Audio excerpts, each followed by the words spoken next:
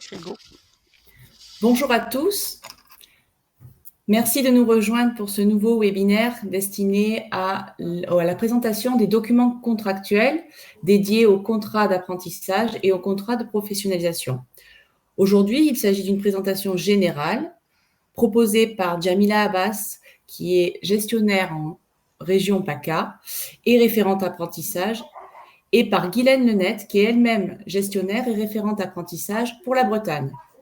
Également, vous aurez dans le chat la possibilité d'avoir Jérémy Lemoelle, conseiller formation, et Marion Gongora, donc moi-même, qui pourront éventuellement répondre à vos questions. Je vous rappelle qu'il s'agit d'une présentation d'ordre général, une fois de plus, et que si vous aviez des questions sur des cas particuliers à poser, n'hésitez pas à revenir vers vos conseillers en région. Merci et bon webinaire.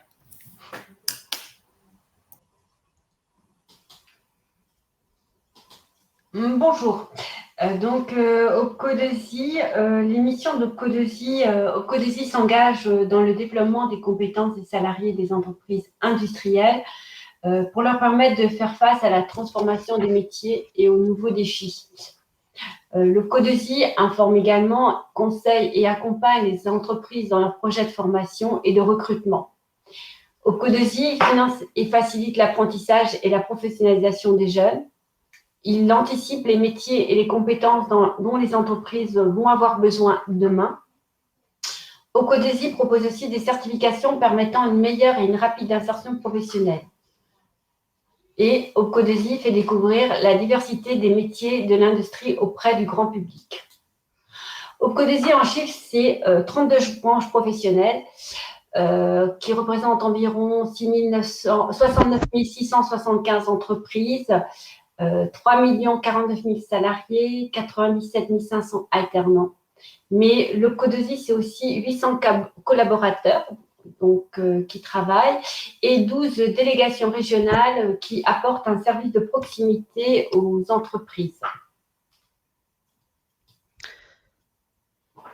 Comme l'a dit Guylaine, Opcodesie, donc c'est 32 branches dont vous pouvez voir la diversité sur la slide qui est présente.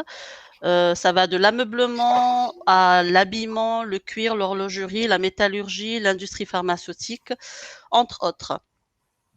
Pour toutes ces 32 branches, il est proposé des contrats en alternance, que ce soit des contrats d'apprentissage ou des contrats de professionnalisation, dont nous allons vous détailler les rubriques afin que vous sachiez comment ces contrats se remplissent et quelles sont les données à surtout à ne pas omettre.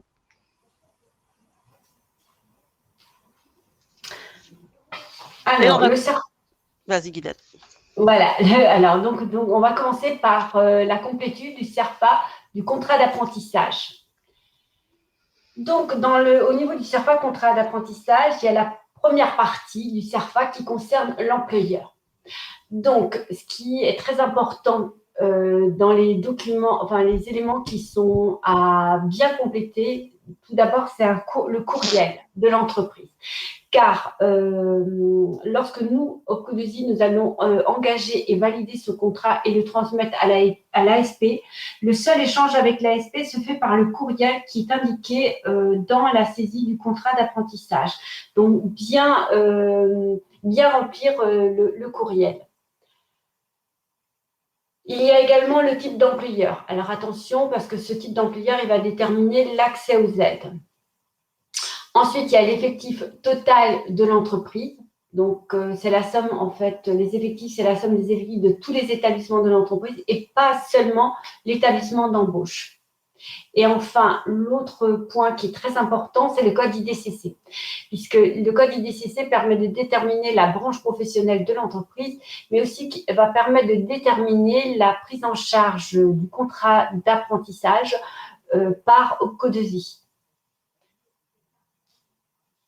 Alors, pour savoir si vous avez un doute concernant le co duquel vous dépendez, vous pouvez aller sur le site https://www.cfadoc, vous rentrez votre numéro de SIRET et il va vous proposer donc le co dont l'entreprise est rattachée. Deuxième partie du CERFA. Alors, c'est la partie qui concerne l'apprenti. Donc, nom, prénom. La nouveauté sur ce nouveau CERFA, c'est le NIR, donc, qui correspond au numéro de sécurité sociale. Vous avez également une case pour les sportifs de haut niveau, qui n'était pas dans l'ancien CERFA. Le statut du stagiaire le statut du stagiaire avant le démarrage du contrat. Alors, si l'apprenti n'avait pas d'entreprise avant le démarrage de sa formation, dans ces cas-là, il faudra cocher la case 7 de façon à ce que l'on puisse prendre en charge la formation au démarrage. Sachant que depuis le 1er janvier 2021, l'apprenti a pour toute formation ayant commencé à partir du 1er janvier 2021, l'apprenti a 3 mois pour trouver une entreprise. Ensuite, bien cocher aussi si l'entreprise bénéficie d'une reconnaissance travailleur handicapé, puisque du fait d'avoir cette reconnaissance handicapée, il y a des financements spécifiques possibles.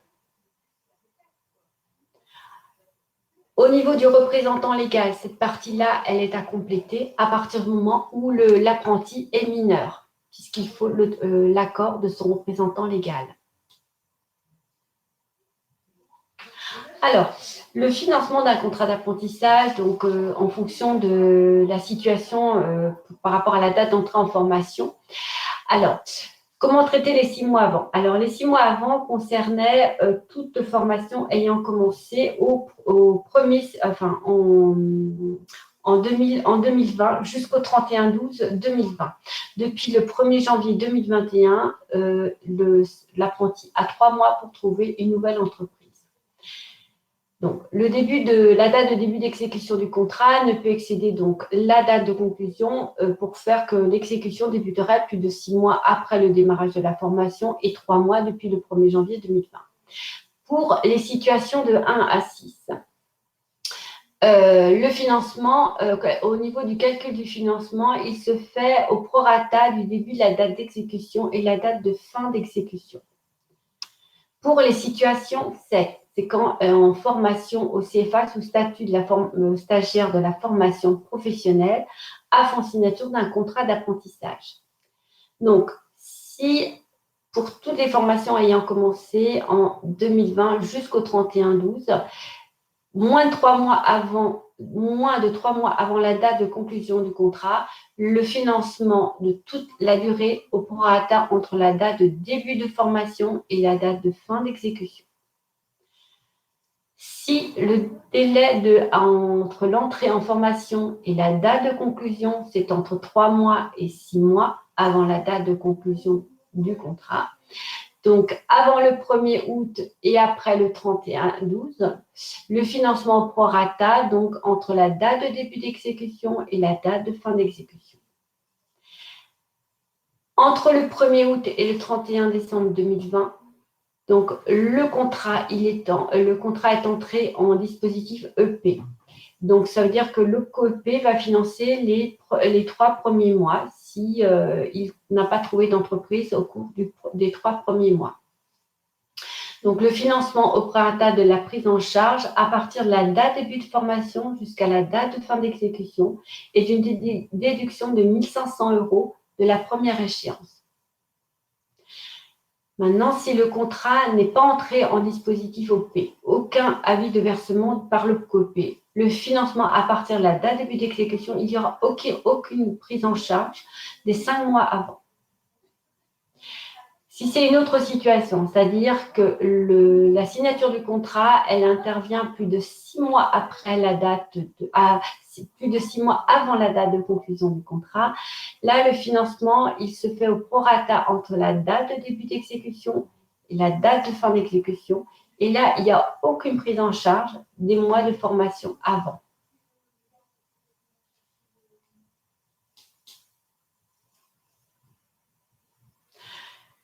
Dans la troisième partie importante dans le CERFA du contrat d'apprentissage, c'est le maître d'apprentissage. Donc, vous pouvez désigner jusqu'à 2 maîtres d'apprentissage. Surtout ne pas obliger de cocher la case, puisqu'en fait, le fait de cocher cette case, c'est que l'entreprise atteste bien avoir pris connaissance des critères pour être maître d'éligibilité, pour être maître d'apprentissage, et que le maître d'apprentissage ou les maîtres d'apprentissage répondent bien aux critères d'éligibilité.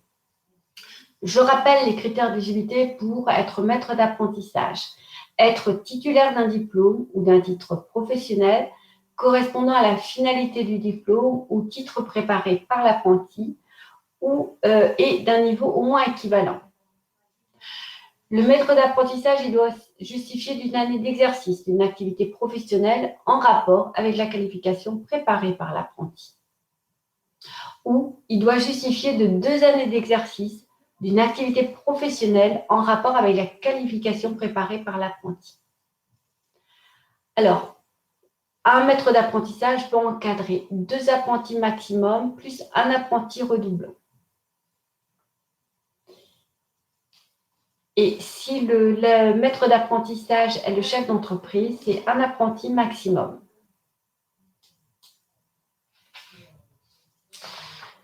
Ensuite, il y a la partie du CERFA qui concerne le contrat. Donc, avec le type de contrat, est-ce qu'il s'agit d'un contrat initial ou est-ce qu'il s'agit d'une succession de contrats, d'un renouvellement?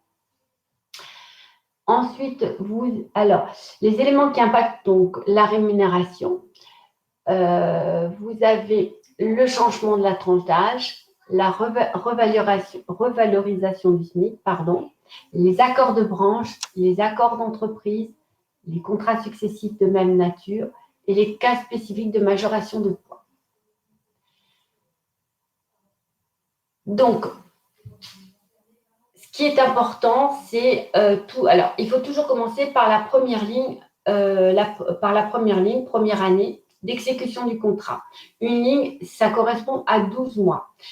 Par exemple, même si pour une licence pro qui se fait en 1 an, même si on applique un taux de rémunération de 2e année, c'est la première année, vous indiquerez la rémunération sur la ligne première année. Concernant le pourcentage du SMIC, il est calculé en fonction de l'âge de l'apprenti et sa progression dans le cycle de formation.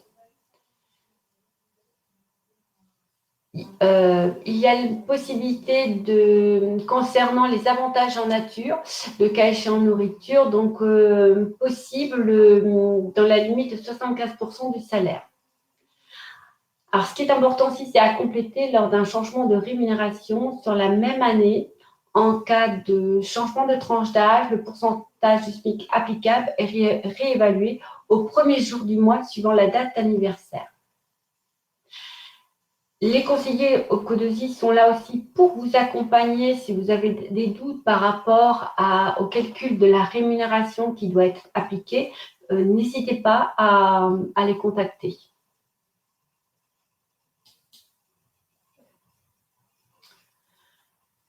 La partie concernant la formation. Donc, très important, il y a la dénomination du CFA qui va faire la formation. Il est important que le CFA mette son cachet et sa signature sur le CERFA. Sur ce nouveau CERFA, ce qui a changé par rapport au CERFA précédent, il y a le code diplôme et le code RNCP. Ce qui est important, c'est les dates de début et de fin du cycle de formation et la durée de la formation en heures.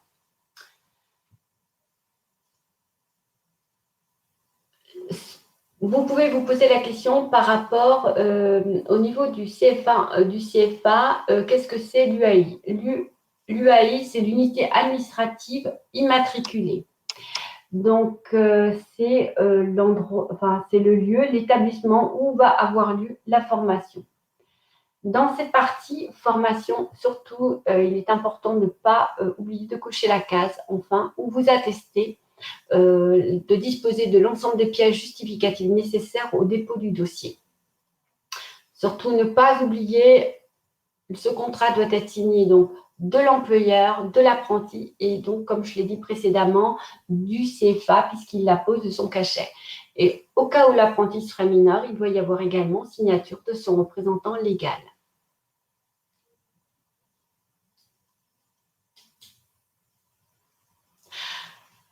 Nous, OPCO, nous avons 4 points de contrôle du contrat d'apprentissage. Nous vérifions l'éligibilité de la formation. Donc, c'est le code L6211-1 du Code du travail. Le titre RNCP que vous retrouvez sur le site France Compétences pour lequel donc, les fiches mentionnent si la réalisation de contrats d'apprentissage sont possibles. Donc, nous faisons cette vérification.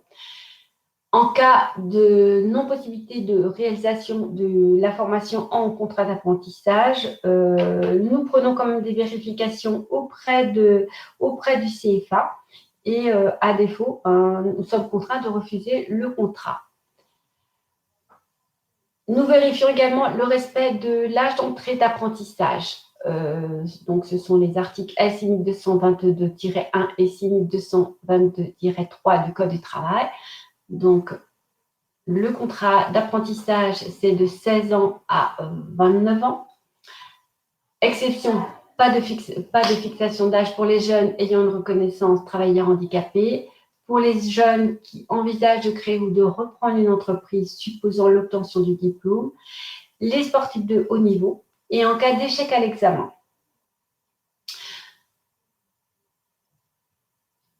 L'âge peut être abaissé à 15 ans à condition que le jeune ait fini un cycle secondaire, donc il ait été jusqu'à la fin de 3e, et il faut qu'il y ait 15 ans au moment de la signature du contrat. Nous vérifions également la présence du maître d'apprentissage, donc c'est l'article L6223-8-1 du Code du travail. Et enfin, nous vérifions le respect de la grille minimale par rapport à la rémunération. Donc, c'est le décret 6222-26 du Code du travail. Donc, minimum des taux légaux applicables et parfois conventionnels. Donc, nous vérifions quand même par rapport au conventionnel que le conventionnel soit bien respecté. Sachant que sur OPCO2I, au niveau des différentes branches, nous avons des branches qui appliquent des taux conventionnels différents, par exemple la métallurgie, la plasturgie et l'ameublement et d'autres branches encore.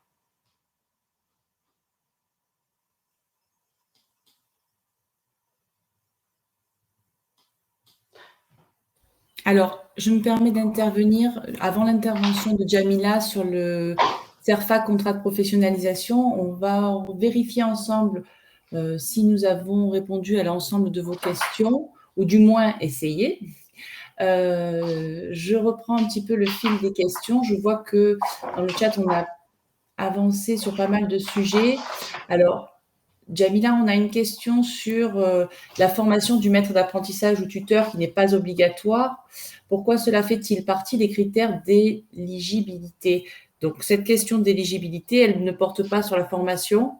Jamila, peut-être que tu veux répondre? Non, elle ne porte pas sur la formation, elle porte plutôt sur les compétences du maître d'apprentissage. Alors, un être 1, comme l'a expliqué Guylaine, il faut qu'il ait soit un diplôme équivalent à celui préparé par l'alternant, ou alors qu'il ait 2 ans d'expérience dans un poste similaire pour qu'il puisse encadrer justement l'apprenti ou l'alternant et bien lui expliquer les tenants et les aboutissements de sa formation et de son poste. Mais ce n'est pas la formation tuteur, c'est plutôt les compétences qui sont obligatoires. C'est ça que l'on vérifie. Très bien, merci. Nous avions aussi des questions relevant de la rémunération d'un apprenti, notamment sur une succession de contrats après une licence pro ou en 2e année de master. Donc, on a répondu à ces questions. Sachez que nous avions fait un webinaire sur le sujet, sur la rémunération, et donc, vous avez la possibilité de regarder le replay puisque toutes les questions posées sont des exemples de ce replay. Voilà, n'hésitez pas, sachant que je vois Jérémy a répondu à pas mal de questions sur le sujet. Et enfin, on avait une dernière question qui est plutôt sympa. Est-ce que le CFA peut remplir le CERFA à notre place ou chacun fait sa partie? Alors, la version, je te laisse répondre peut-être, Guylaine. Alors, le CERFA, il peut accompagner l'entreprise pour répondre. Aujourd'hui, nous, Opco2i, on demande aux entreprises de saisir en ligne sur le portail Opco2i. Alors, elle a deux possibilités. Soit l'entreprise, elle établit le CERFA en amont. Donc, quand elle enregistre, sa demande, son contrat d'apprentissage sur le portail, elle peut à la fin télécharger la convention et le CERFA. Mais l'entreprise, elle a aussi la possibilité d'enregistrer la demande sur le portail, d'éditer le CERFA pour le faire signer par les différentes parties et après nous le rescanner via le portail.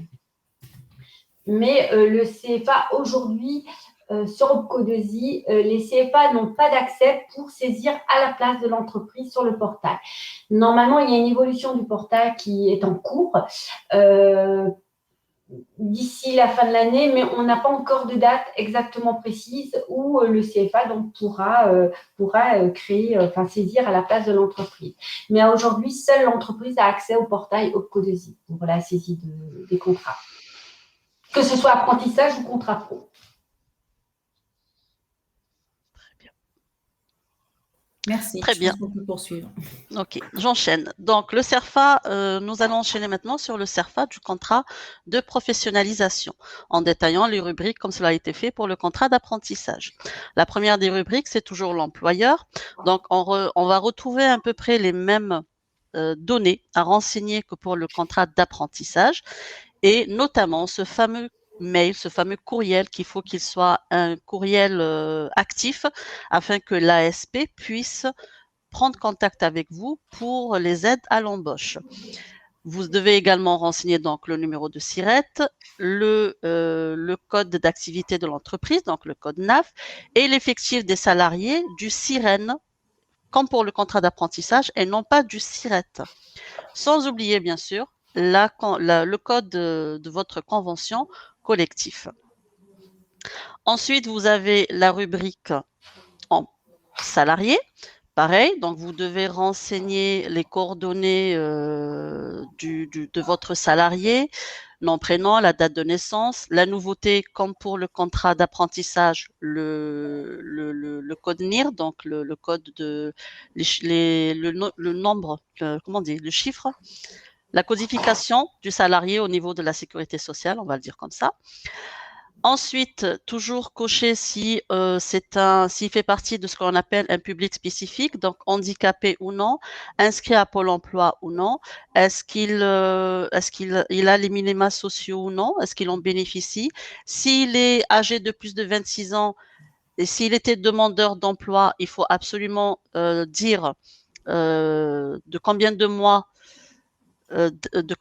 a duré son inscription à Pôle emploi et bien sûr donner le numéro de Pôle emploi, et il faut savoir qu'il faut tenir à notre disposition ou à la disposition de la DGFP l'attestation d'inscription à Pôle emploi qui peut vous être demandée.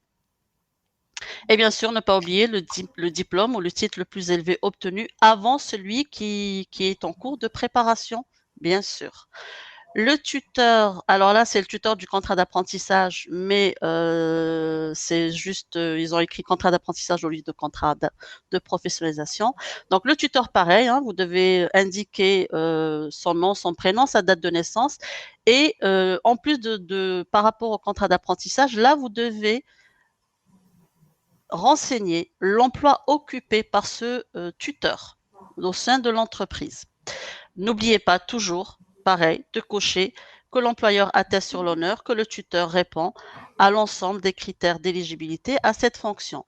Tout comme le contrat d'apprentissage, le tuteur du contrat de professionnalisation doit également justifier d'une expérience de moins de 2 ans en rapport avec la qualification préparée. S'il est salarié, il peut encadrer au maximum 3 alternants, 2 apprentis maximum. Et s'il est chef d'entreprise, il peut en encadrer que 2, puisque chef d'entreprise, ça suppose qu'il a d'autres missions et donc pas trop le temps de gérer plus de 2 alternants. La quatrième rubrique, c'est le contrat en lui-même. Donc, vous devez indiquer si c'est un CDI, CDD, donc le type de contrat, la nature, l'emploi que va occuper l'alternant dans votre entreprise pendant son contrat de professionnalisation. Ça, c'est un renseignement que l'on notait pas sur le contrat d'apprentissage. Sur le contrat de professionnalisation, il faut dire quel est l'emploi occupé, la classification, donc le niveau et le coefficient hiérarchique. La période d'essai, je rappelle qu'elle est de 30 jours. La date de début d'exécution du contrat, donc la date du premier jour d'entrée du jeune en formation ou en entreprise, la date d'avenant s'il y a un avenant, la date de fin du contrat, la durée hebdomadaire de travail et la date de conclusion, donc qui est la date de signature du contrat. Elle peut être différente de la date d'exécution. Et bien sûr, ne pas oublier de mentionner le salaire brut mensuel à l'embauche, en sachant que l'on va appliquer le taux le plus favorable aux salariés, donc SMIC ou SMC, c'est au moment de le mettre en place que l'on verra ça. La dernière rubrique concerne la formation en elle-même. Donc, vous devez indiquer l'organisme de formation qui va être prestataire de cette formation, son numéro de SIRET, le numéro de déclaration d'activité de l'organisme, combien il y a d'organismes qui interviennent dans cette formation. Est-ce qu'il s'agit d'une formation interne ou non? Le type de qualification visée, l'intitulé précis de la formation, la spécialité et enfin, bien sûr, la durée de la formation en nombre d'heures, la date du début du cycle de formation et la date de fin prévue, soit fin des examens, soit fin des épreuves. Tout cela doit être daté et signé par l'employeur et par le salarié. N'oubliez pas la nouveauté concernant la formation, tout comme pour le contrat d'apprentissage, vous avez également le code RNCP à renseigner. Les points de contrôle pour le contrat de professionnalisation, ça va être donc, nous allons contrôler au niveau de l'apprenti l'âge et bien sûr, est-ce qu'il fait partie d'un public spécifique qui donne certaines dérogations comme reconnaissance travailleurs handicapés ou bénéficiant des minima sociaux ou bien faisant partie des personnes inscrites à Pôle emploi, ce qui donne certaines dérogations par rapport à l'âge. Et bien sûr, pour les autres cas, ne pas dépasser, avoir 26 ans révolus au moment de la signature du contrat. Nous allons donc vérifier la date et la durée du contrat. Je rappelle que la formation doit être entre 15 à 25% de la durée du contrat et c'est un critère que l'on vérifie pour voir si le nombre d'heures est bien conforme à ce qui doit être pour que la formation soit éligible en contrat de professionnalisation. La présence du tuteur, donc on va vérifier l'éligibilité de ce tuteur par rapport au nombre d'alternants qu'il va tutorer. Et bien sûr, si la case comme quoi il est bien éligible à exercer cette fonction est bien cochée. Et bien sûr, le dernier point que l'on va contrôler, c'est la rémunération de de l'alternant, qui doit être au minimum du taux légal applicable ou du taux conventionnel applicable. Et si ce n'est pas le cas, on n'hésite pas à revenir vers l'entreprise pour lui signaler cet état de fait et pour que tout soit mis en conformité avant que le contrat soit validé ou bien refusé. Voilà en ce qui concerne les contrats de professionnalisation. Marion, Jérémy, est-ce qu'il y a des questions? Oui, alors on essaie rapidement d'y répondre, mais ce n'est pas toujours évident. Donc, on va reprendre à l'oral peut-être une question sur l'avenant à compléter sur le contrat pro, j'imagine, puisqu'on est dans la partie contrat pro. L'avenant, on va en parler après. Voilà, donc c'est ce que j'allais dire. L'avenant à compléter, si redoublement, on fait un petit focus là-dessus plus tard. Une deuxième question, j'ai essayé d'y répondre à l'écrit, mais du coup, tu m'as interpellé, je vais te laisser y répondre. Est-ce qu'on peut signer un CERFA avec un apprenti étranger pour lequel l'autorisation de la DRETS serait encore en cours, mais pas actée? Alors, pour les alternants étrangers, que ce soit en contrat pro ou en contrat d'apprentissage, on peut signer un contrat. Souvent, la préfecture, avant de délivrer l'autorisation, elle demande à ce que l'OPCO est d'accord ou pas. Par contre, sachez juste que s'il est demandeur d'asile, c'est pas possible. Je ne sais pas si je réponds à la question, mais voilà, pour les demandeurs d'asile, on ne peut pas signer de contrat d'alternance, quel qu'il soit. Pour les autres, oui, on peut. Est-ce qu'on peut, même s'il n'a pas encore eu un numéro de sécurité sociale ou un équivalent délivré, est-ce que tant que c'est pas encore acté, est-ce que toi, tu peux engager un dossier? Oh, on n'a pas reçu de contrôle là-dessus, donc je pense que oui, du moment qu'ils nous le communiquent par la suite. C'est pas un bloquant pour Je, nous, je, même si dans le CERFA, on a besoin du NIR du jeune. je pense pas, mais en D'accord. même temps, quand il va s'inscrire, il va Oui. avoir un numéro provisoire, donc on peut indiquer celui-là. Ok, on peut continuer. Alors, c'était la seule question. Mais on ne demande pas non plus de justificatif en fait Non. concernant ces pièces-là. Mm. C'est à l'employeur de bien s'assurer en cas de contrôle qu'il Voilà. dispose bien de ces justificatifs-là. Nous, au Codesi, ce n'est pas dans notre sort, entre guillemets, de demander ces justificatifs-là.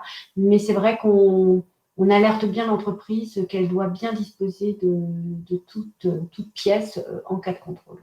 Ouais, c'est essentiel de garder tous les justificatifs, effectivement. Je te laisse prendre la suite, Kylian. Oui. Et au niveau des questions, il n'y avait pas d'autres questions, Marion? Non, c'est bon, on a essayé d'y répondre par écrit. Et toujours pareil, n'hésitez pas à revenir vers vos conseillers en région s'il s'avère que la question était plus délicate ou particulière. Voilà. Là, nous allons parler maintenant des absences, ruptures et avenants des contrats. Alors, concernant les ruptures et absences, alors tout d'abord concernant le contrat d'apprentissage. Donc, il existe des formulaires de rupture anticipés qui sont disponibles sur le site Codesi. Mais à défaut, si vous ne trouvez pas, vous contactez les gestionnaires en région, et ils vous transmettront le document à compléter. La transmission, donc, en cas de rupture, la transmission de l'organisme de formation CFA, donc on va demander au CFA une facture et un certificat de réalisation. Quand il y a une rupture anticipée, au Codesi, nous allons recalculer le montant de la prise en charge et on demandera au CFA de nous établir donc une facture du montant qui doit être pris en charge ou éventuellement du solde qui doit être pris en charge et qui n'a pas été facturé. Donc, ce paiement, il sera réalisé au prorata temporis, donc de la durée du contrat d'apprentissage. Le maintien donc, du versement par Codesi se fait jusqu'à la signature d'un nouveau contrat ou à l'expiration du délai de 6 mois. Dans une rupture anticipée, le jeune, il a 6 mois pour trouver une autre entreprise. Pendant ces 6 mois, nous, au Codesi, nous maintenons l'existence de ce contrat. Dès que le jeune trouve une nouvelle entreprise, notre financement va s'arrêter à la veille de la date de la signature de ce contrat, et donc nous recalculerons le montant de la prise en charge. Concernant les absences, seules les absences au-delà d'un mois ne sont pas réglées. Concernant le contrat de professionnalisation, donc il y a un formulaire également de rupture anticipée ou une attestation de fin de contrat qui doit être transmise par l'entreprise à l'OPCO. Dans le cas du contrat de professionnalisation, donc en cas de paiement total direct à l'organisme de formation, donc on va demander un certificat de réalisation et une facture correspondante à la formation. Et l'OPCO, il est en droit de demander les feuilles d'émargement en cas de contrôle. Pour le contrat de professionnalisation, à l'inverse du contrat d'apprentissage, en cas d'absence, il n'y a pas de financement des heures. Si l'entreprise adhère à l'offre de service, elle peut demander une prise en charge sur le versement volontaire.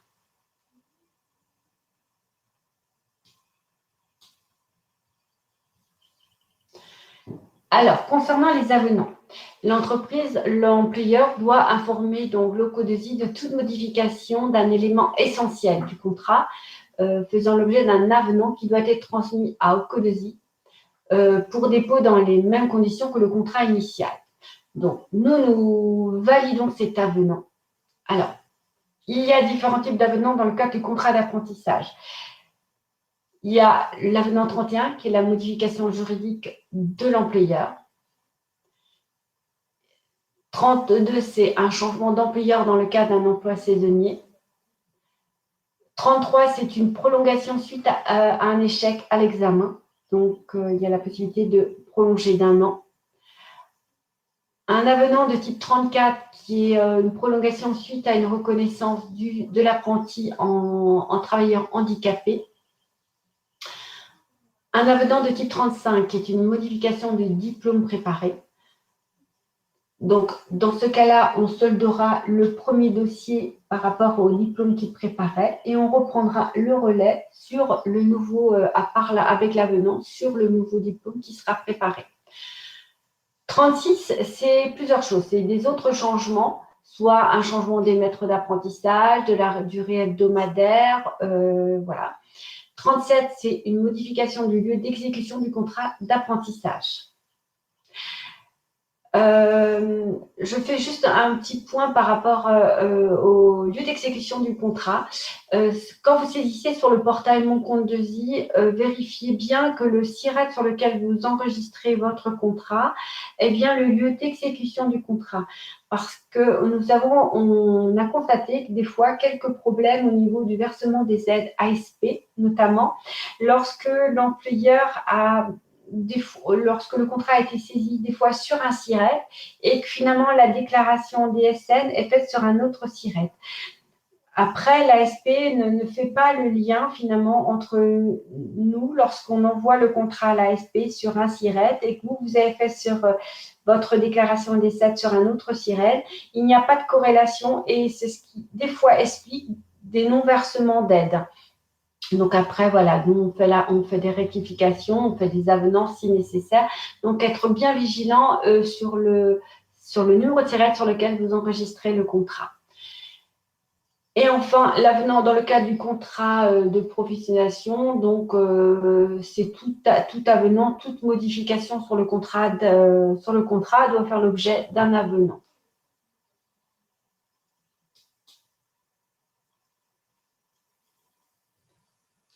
Alors, Jamila, la convention. Je reprends le relais sur la convention de formation. Je vais juste répondre à une question qui est dans le chat et qui concerne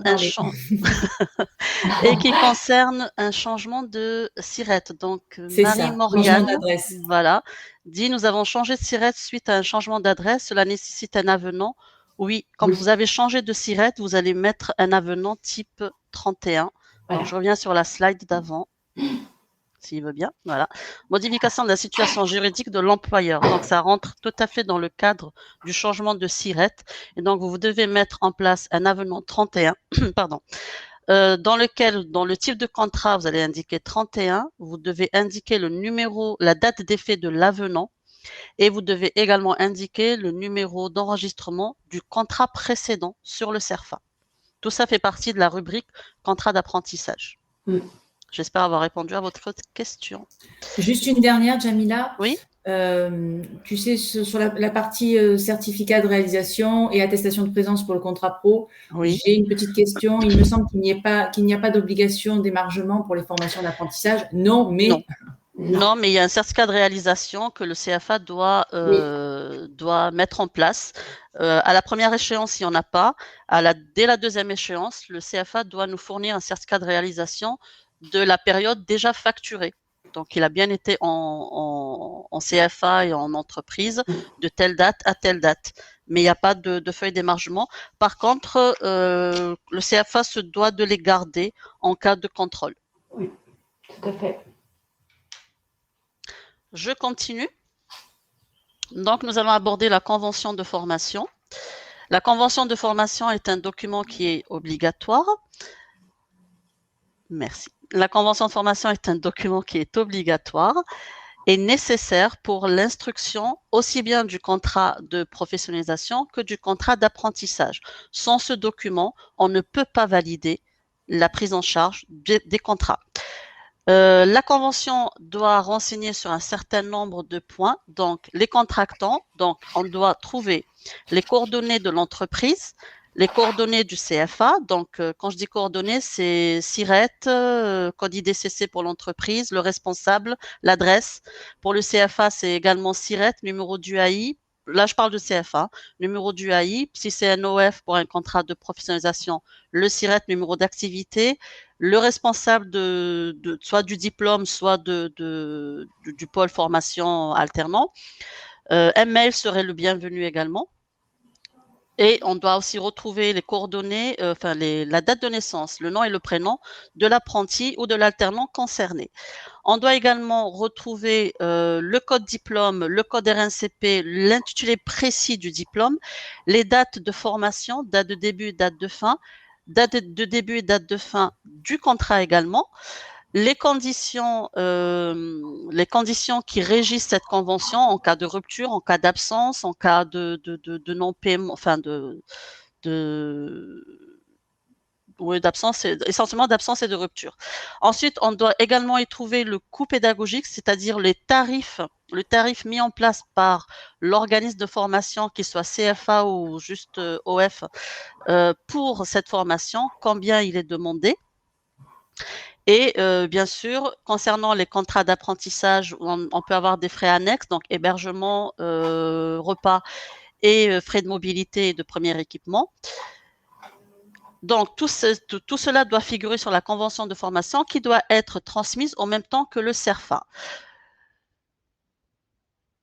Et je répète, les points les plus importants, enfin, tout est important, et surtout ne pas oublier le code RNCP, le code diplôme et le coût de la formation qui souvent, sur certaines formations, font défaut. Cette convention et le CERFA sont à fournir donc à l'OPCO. Concernant les contrats d'apprentissage, aussi bien que les contrats de professionnalisation, la transmission se fait via mon compte 2i, donc vous saisissez en ligne votre demande de financement. Pour les contrats d'apprentissage, vous devez transmettre au minimum le CERFA et la convention de formation et surtout veiller à ce qu'elle soit signée aussi bien, donc en ce qui concerne le CERFA, par l'apprenti, l'employeur et si l'apprenti mineur par le représentant légal. Et pour la convention de formation, il faut qu'elle soit signée par l'employeur et le CFA. Pour le contrat de professionnalisation, vous devez fournir au minimum donc le CERFA, la convention et le programme, le calendrier. Et moi, je rajouterai le CV de l'alternant également. Ensuite, nous, on va étudier, donc l'OPCO 2i va étudier la validation la validité de ces contrats. Et donc, la prise en charge d'un contrat d'apprentissage va se faire selon le niveau de prise en charge mis en place par France Compétences. Et par défaut, s'il n'y a pas de niveau de prise en charge qui ont été mis en place, et ben, ça sera la valeur d'amorçage qui sera appliquée. Et pour les contrats de professionnalisation, ça sera l'accord de branche. Le paiement se fait directement au CFA en ce qui concerne le contrat d'apprentissage et en ce qui concerne le contrat de professionnalisation, il se fait directement au CFA, sauf demande expresse de l'entreprise qui préfère payer, se faire rembourser après selon le niveau de prise en charge. S'il y a un reste à charge, il est pris en charge par l'entreprise pour les contrats d'apprentissage, car il n'y a pas de financement possible sur le versement volontaire. Et pour le contrat de professionnalisation, là, on peut faire un financement possible sur le versement volontaire. Les modalités de paiement du coût pédagogique. Pour un contrat d'apprentissage, il va obéir à un échéancier. Donc, la première facture, elle est à émettre au bout de 6 mois. Et ensuite, c'est tous les 3 mois. Le CFA nous facture et bien sûr, il faut qu'il nous transmette également le certificat de réalisation. Pour le contrat de professionnalisation, cela suit plutôt un calendrier trimestriel. Tous les 3 mois, l'organisme de formation va émettre une facture avec, pareil, un certificat de réalisation. Je répète, il faut quand même qu'il tienne à notre disposition les émargements des apprentis et des alternants si jamais il y a un contrôle. Les modalités de paiement des frais annexes, ils se font pour le contrat d'apprentissage sur présentation de la facture en fonction du frais annexe facturé. Pour les contrats de professionnalisation, ces frais annexes sont inclus dans le forfait de prise en charge, donc il n'y a pas de facture supplémentaire à avoir, mis à part les factures qui concernent le coût pédagogique.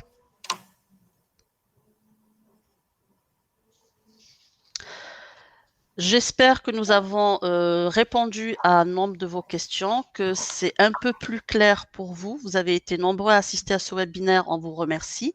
Ça montre que le sujet est un sujet qui intéresse et qui interpelle. Nous avons Il a peut-être une pas pu question encore. répondre.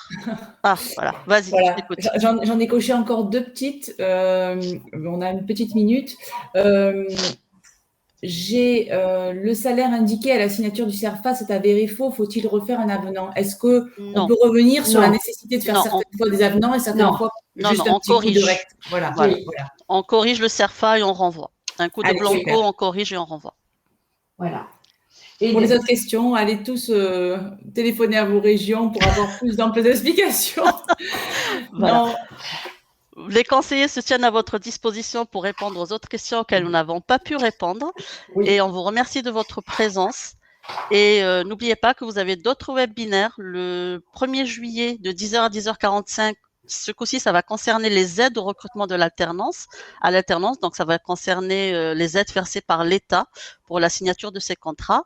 Et le 6 juillet, de 10h à 10h45, ça va concerner les frais annexes à la mobilité internationale que nous avons évoqués rapidement et sur lesquels nous allons revenir en détail lors de ce webinaire. Vous avez également accès au replay qui vous sera envoyé d'ici demain, je pense, dans un délai de 24 heures. Nous vous remercions tous de votre présence et vous souhaitons une excellente journée. Merci beaucoup de votre présence. Bonne journée.